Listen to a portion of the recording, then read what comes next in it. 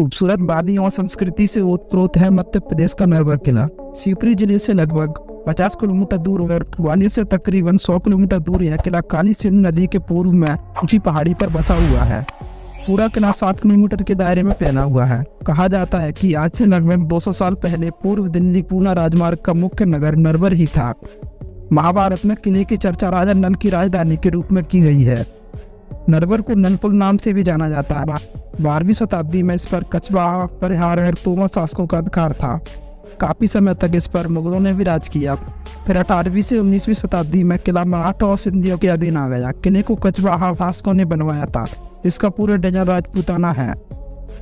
कई सीढ़ियों को चढ़ने के बाद किले तक पहुंचा जाता है, लेकिन सीढ़ियों पर चढ़ने की थकान किले तक पहुंचने के बाद तब खत्म हो जाती है जब नजरें वहां की खूबसूरती को अपने अंदर भरने लगती हैं। नरवर किले का पूरा क्षेत्र 4 स्थानों में बटा हुआ है। वह 4 स्थान है मछलोक, मदार, गजूर और डोला हाथों।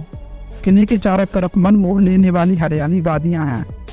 चारों तरफ से किला पहाड़ों से घिरा हुआ है, जिसे जितना देखो उतना ही कम लगता है। कुछ स्थान है जहाँ आप घूमना पसंद करेंगे। ताल कटोरा, चंदन खेत महल, कचहरी महल। किले के अंदर एक अखाड़ा भी है जहाँ कुश्ती और मल्लयुद्ध का आयोजन होता था। किले में एक ही जगह पर 8 कुआं और सोने बावरियां हैं। ऐसा कहा जाता है कि यहाँ से 1600 पनिहारी एक साथ पानी भरती थी। ऐसा कहा जाता है कि किले के अंदर एक पूरा नगर बसा करता था, जिसमें मीणा बाजार सबसे मुख्य था, जहाँ से लोग जरूरत की चीजें खरीदते थे। नरवर किला को नल और दमयंती की प्रेम कहानी की वजह से भी जाना जाता है। दमयंती विदर्भ देश के राजा भीम की पुत्री थी। वहीं नल निषद के राजा वीरसेन के पुत्र थे। कहा जाता है कि दोनों ही बहुत रूपवान थे। उनकी सुंदरता की चर्चा दूर दूर तक थी, तो दोनों एक दूसरे की सुंदरता के बारे में सुनकर ही एक दूसरे से बिना देखे ही प्रेम करने लगे थे। जब दमयंती की स्वयंवर का आयोजन हुआ तो उसमें इंद्र, वरुण, अग्नि तथा यम भी आए। 4 स्वयंवर में नल का चेहरा धारण करके आए थे। इनकी तरह दिखने वाले 5 पुरुषों को देखकर दमयंती डर गई। कहा जाता है कि दमयंती के प्यार में इतनी ताकत थी कि उसने देवताओं से शक्ति मांगकर अपने असली प्रेम को पहचाना और उससे शादी करनी। दोनों कुछ समय तक ही एक साथ रह पाते हैं और फिर एक दूसरे से अलग हो जाते हैं।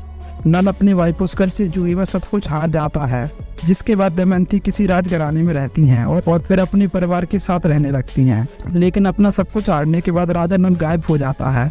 नल को ढूंढने की बात करके दमयंती के पिता उसके स्वयंवर की घोषणा कर देते हैं। दमयंती सर्प होने के बाद नल को कारकोटक नाम के सांप ने काट लिया होता है, जिसकी वजह से उसका रंग काला पड़ जाता है। उसे कोई पहचान नहीं सकता था। वह बाहुक नाम से सारथी बनकर विदर्भ पहुंचा। दमयंती के लिए नल को पहचान पाना मुश्किल नहीं था। उसने अपने प्रेम को पहचान लिया। नल ने अपने भाई पुष्कर के साथ फिर से जुआ खेला और हारी हुई चीजें जीत ली। कहा जाता है कि दमयंती का प्रेम इतना सच्चा था कि नल के रंग से भी उसे कोई फर्क नहीं पड़ा। किला मुख्य जगह से ज्यादा दूर नहीं है। आप अपने वाहन से भी किले तक पहुंच सकते हैं। ठहरने के लिए आपको आसपास में होटल और खाने पीने की सभी व्यवस्था मिलेंगी। जिसे प्रेम कहानियों में दिलचस्पी है तो यह जगह आपके लिए बहुत ही खूबसूरत है।